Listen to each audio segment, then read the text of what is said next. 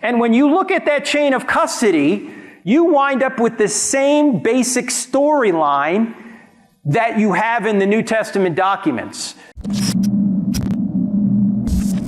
So after the death of the apostles and all the early witnesses of Jesus and Christianity, so the start of the early church, is it possible that the Bible has been tampered with, or things have been taken out to the point where maybe a couple hundred years later, we would need some sort of restored gospel because the Bible is not the fullness of God's word? Okay, good question.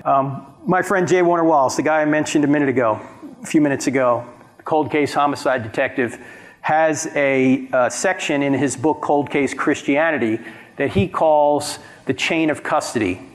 Now, in police work, and we have some policemen in here, in police work, if you find a piece of evidence at a crime scene, you have to document that evidence, and it has to, if it goes to somebody else, there has to be a chain of custody so everybody knows where that evidence went along the way, and nobody could tamper with it, right?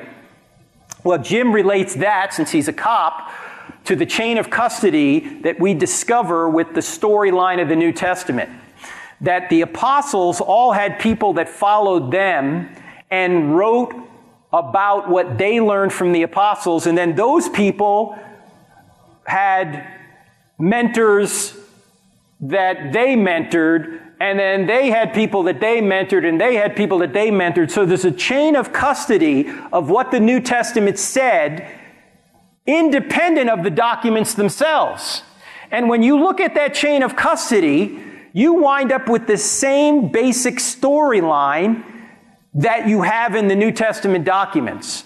So it doesn't seem plausible that somebody could change the storyline of the New Testament documents when you have this continual 3 or 4 or 5 chains of custodies all saying the same thing through the early years of the church.